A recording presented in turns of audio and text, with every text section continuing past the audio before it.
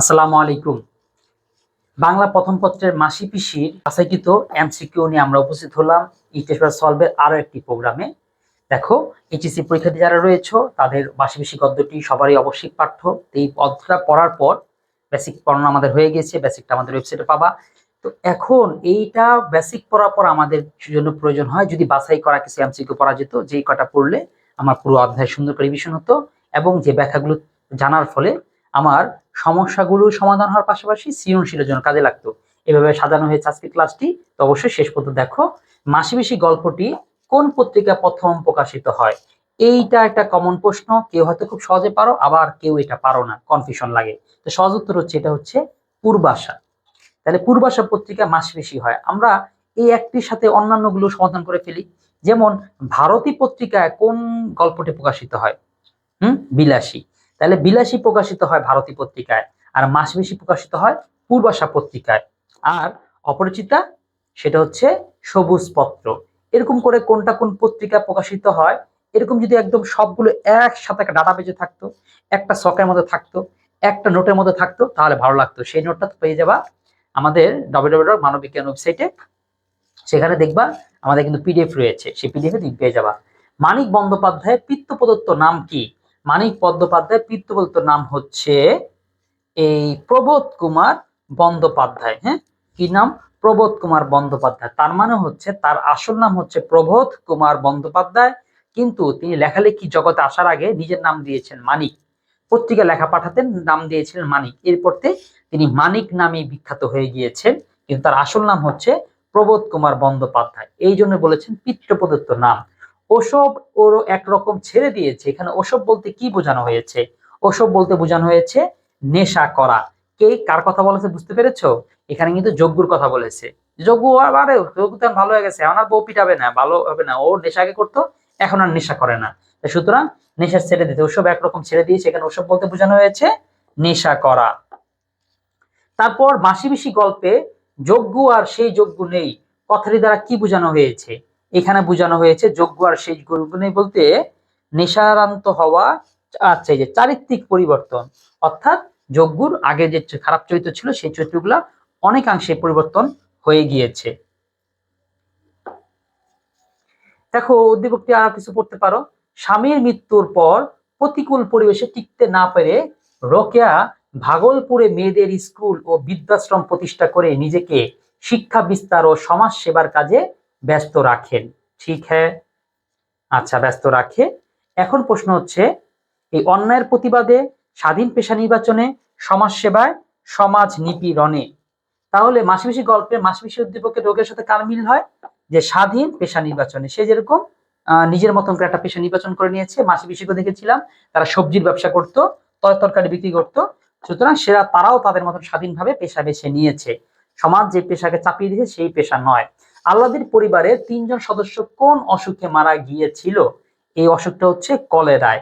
আল্লাদির যে বাবা মা যারা যারা ছিল ঘরের সদস্য সবাই কলেরায়, সবাই একসাথে মারা গিয়েছে। আল্লাদি তখন একা হয়ে যায়। এর ফলে তিনি মাসি এবং পিসির কাছেই বড় হয়। বাড়ি তো তাদেরই, কিন্তু থাকে হচ্ছে মাসি পিসির কাছে। স্বামী পরিত্যক্তা হতদরিদ্র জয়গুণ সূর্য দিঘল বাড়িতে একা বসবাস করে। তাহলে উদ্দীপকের জয়গুণের সাথে মাসি পিসি গল্পে কার প্রতিনিধিত্ব করছে? এখানে মাসি পিসি দুইজনেরই। সূর্য দিঘল বাড়ি একটা আবু ইসাকের বিখ্যাত গ্রন্থ, অনেক বিখ্যাত, দারুণ করে লেখা। সেখানে একটা মেয়ের নাম জয়গুণ, তার একাকী জীবনের সংগ্রামী জীবনের একটা সুন্দর বৈচিত্র্য বা সংগ্রামী জীবনের একটা আখ্যান ওখানে বর্ণনা করা হয়েছে। যে উপন্যাসটা তোমরা পড়নি, তো যারা পড়েছে তারা বলতে পারবে, দারুণ একটা উপন্যাস।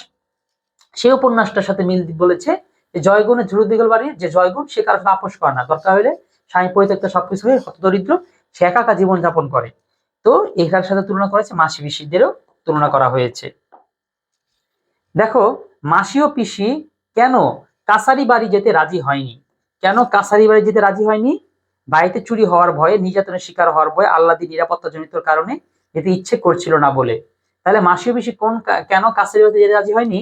কারণ বাড়িতে চুরি হওয়ার ভয়ে, নির্যাতনের শিকার, হ্যাঁ, এই যে আল্লাদি নিরাপত্তা জনিত কারণে। কারণ ওই যে পুলিশ টুলিশ তারা এসেছিল, আল্লাদি মাসি পিসিকে নানা রকম সলতাতুরিতে নিয়ে যাবে, তারপরে তারা আল্লাদিকে উঠায় নিয়ে যাবে।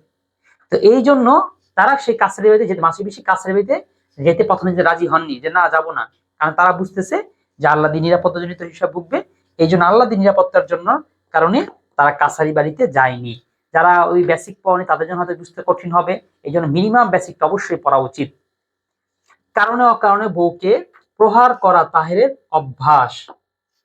নির্যাতন সইতে না পেরে তার বউ অবশেষে আত্মহত্যা করে। তাহের পুনরায় বিয়ে করে এবং আবার ওই স্ত্রীর উপর অত্যাচার শুরু করে। বুঝতে পারলাম।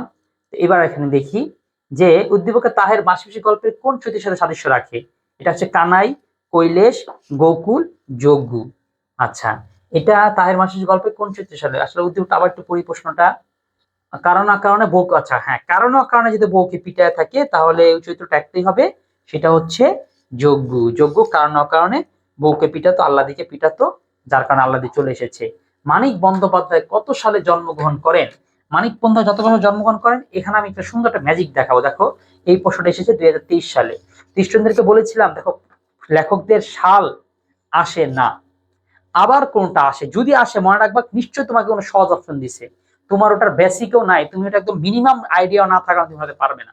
এখন তাকাও, প্রথমেই মানিক বন্দ্যোপাধ্যায় 1808-এ, সম্ভবই না, এত আগে তো জন্ম নিতেই পারে না। 1800 সালে তার জন্ম, মানিক বন্দ্যোপাধ্যায় এত পুরাতন লেখক না, সে তো 1808 কত মাইকেল মধুসূদন জন্মেরও আগে।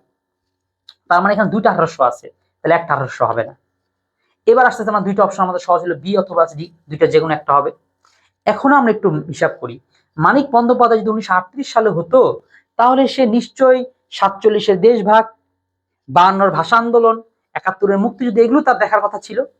তা তোমরা কি মানিক বন্দ্যোপাধ্যায় 71-এর যুদ্ধ, ভাষা আন্দোলন কোনো না কোনো বিষয় নিয়ে লেখালেখি আমরা পেয়েছি? না, পাইনি। তার মানে মানিক বন্দ্যোপাধ্যায় এই পর্যন্ত ছিলই না। সুতরাং তাইলে তার জন্ম আরো আগে হবে। তাহলে আরো আগের মধ্যে অপশন কি? এটা ছাড়া আর কিছু আছে? সুতরাং সব আসলে পড়তে হয় না, এবং পরীক্ষক যারা থাকে তারা তুমি সব মুখস্থ করে ফেলো এমনটাও তারা চায় না। তাদের একটা মিনিমাম একটা রিকোয়ারমেন্ট আছে, স্টুডেন্ট জানুক, ওর আইডিয়া থাকুক, ও অন্তত বুঝতে পারুক কার আগে কি।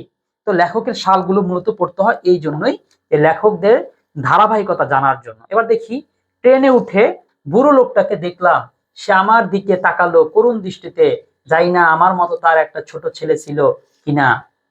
তো উদ্দীপকে বুড়ো লোকটার সাথে মাসিপিসি কার মিল আছে? এর সাথে মিল আছে বুড়ো রহমানের। কারণ মাসিপিসি গল্পের মধ্যে একটা লোক, সে হচ্ছে রহমান, সে যখন এই কৈলাস এরকম কথা বলতেছিল, যজ্ঞুর মারার কথা বলতেছিল, আল্লাদের কথা উঠাচ্ছিল, তখন সে তার মনে পড়ে যে তার একটা আদরের মেয়ে ছিল, সেই মেয়েটাকে শ্বশুর বাড়ির লোকেরা বা কিংবা ওই শ্বশুর বা ছেলে মারতে মারতে মেরে ফেলেছে। এরপর যদি তাকায়, দুজনে মিলে কাজ করছে যেন একজন করছে। উক্তিটি উক্তিটি হচ্ছে, আর এটা মাসিপিসি সম্পর্কে বলেছে যে দুজন মিলে এমন ভাবে কাজ করছে মানে একজনের কথা, এত মিল দুজনের মধ্যে। তাহলে এইটার উত্তরটা এটাই, যেটা সিলেক্ট হয়েছে সেটা হচ্ছে বোঝাপড়া, অর্থাৎ দুজনের মধ্যে বোঝাপড়াটা খুবই দারুণ ছিল। তারপর সে নিজেকে তার ছেঁচড়া নোংরা নর্দমার মতো লাগে, কার প্রসঙ্গে বলা হয়েছে? এইখানে হচ্ছে এইটা বলা হয়েছে আল্লাদির। আল্লাদির নিজেকে এরকম মনে হয় যে কি তাচ্ছিল্য, কি ছোট, যে আমাকে অত্যাচার করা, আমাকে এরকম মারা হয়, মারা হবে। তারপর আসো মাসিপিসি গল্পে মাসি ও পিসির একাত্মতার কারণে কোনটি, একাত্মতার কারণ কোনটা? উভয় বিধবা, আল্লাদির প্রতি দায়িত্বশীলতা, জীবন সংগ্রাম। তাহলে মাসিপিসি গল্পে একাত্মতার কারণ হচ্ছে উভয় বিধবা। হ্যাঁ, আল্লাদির প্রতি দায়িত্বশীলতা, হ্যাঁ, দুইজনই আল্লাদির প্রতি প্রচন্ড দায়িত্বশীল ছিলেন। হুম, দুইজনে আল্লাহর প্রতি দায়িত্বশীল ছিলেন, এবং জীবন সংগ্রাম, দুইজন তরি তরকারি বিক্রি করে কোন রকম অনেক কষ্টের জীবন যাপন তারা পালন করত। সুতরাং এখানে আমরা 1 2 3 সবগুলোই দিতে পারি। কি দিতে পারি? 1 2 3, 1 2 3 সবগুলোই আমরা এখানে দিব বা দিতে হবে। মাসিপিসি গল্পে বজ্জাত হোক খুনে হোক জামাই তো, এই বাক্যটি প্রকাশে এখানে কি প্রকাশ পেয়েছে? এখানে প্রকাশ পেয়েছে প্রথানুগত্য। জামাই পিতে না প্রথানুগত্য, অর্থাৎ তাদের একটা প্রথা ছিল, জামাই হলে তাকে আদর করতেই হবে।